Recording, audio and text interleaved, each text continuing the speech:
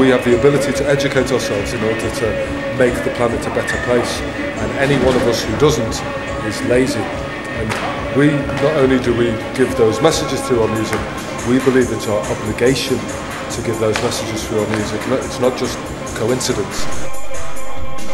Since more than 15 years, ZionTrain is on the big stage. The band became one of the leading dub acts in the UK and worldwide. They established a unique dub and dance style which is based on roots reggae influences. Perch has always been at the heart of the group. But what drives him? What is his political attitude? We talked with the founder of ZionTrain about his worldviews.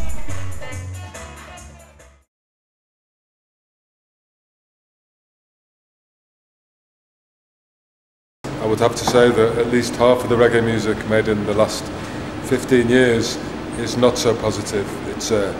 It's like a lot of other music. It's very ego-based and very much about self, which is the opposite to the message we try and spread. We try and spread a message basically of general positivity and respect, but respect not for just other human beings, but respect for all living things. My personal belief is if you think that the grass you walk on in the park or in a field is less important than you, then you have some problem with how you interact with the planet. Because my belief and what we try and send through our music, the belief we try and send through our music, is that every living thing has the same right to exist on this planet, whether it is a blade of grass, a tree, a bird, a fish, or a human being.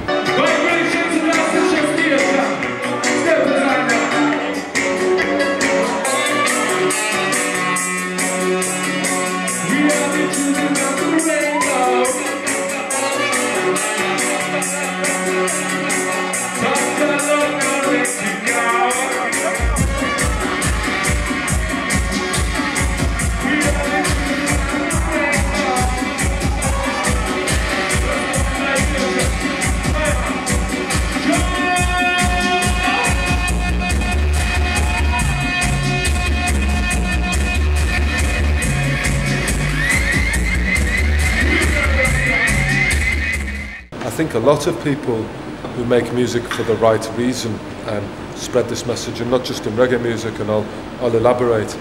Making music for the right reason is not about the self or ego or fame or selling records. It's about human interaction in human community.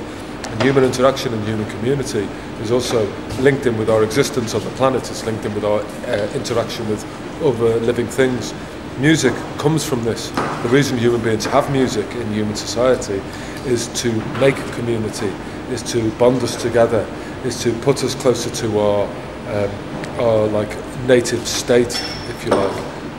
The first people who started drumming and dancing in their village, wherever, Africa, Asia, wherever it was, they weren't thinking, oh great, we'll have a hit, everyone in the village will know us. They were thinking, this is really powerful, this elevates us, and this puts us in a more positive frame of mind for tomorrow, for the rest of our lives.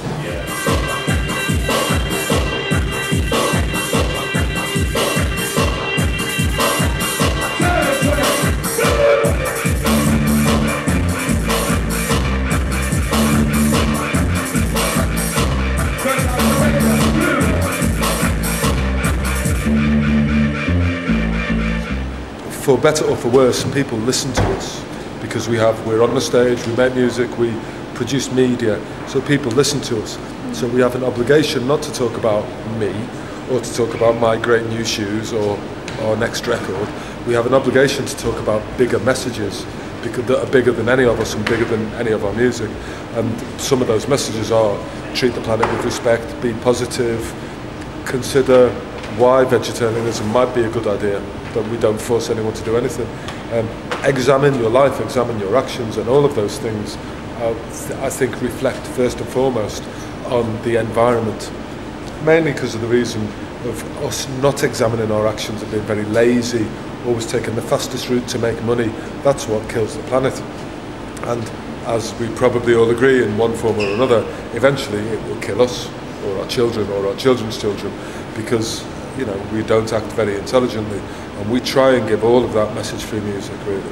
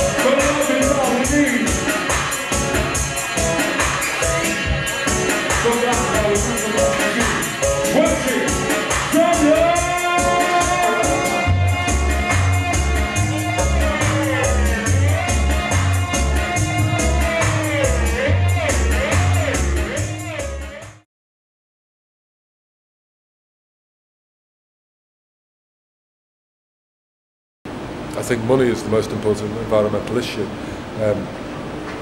Human beings put money before everything else.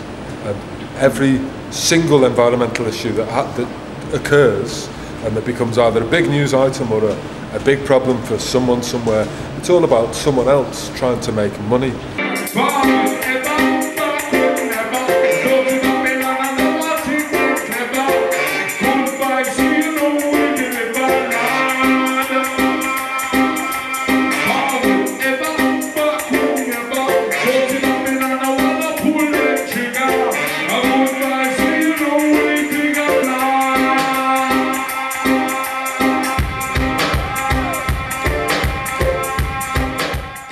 I'd say every individual environmental issue that we could name now, it's a very quick trail to one guy who doesn't give a shit except about how much money he can make and how quickly.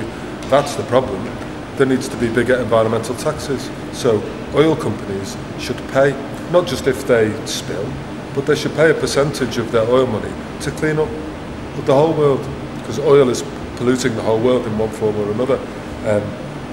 Large companies who exploit land should pay. They should pay heavy taxes, so we can use that money to plant more trees somewhere else.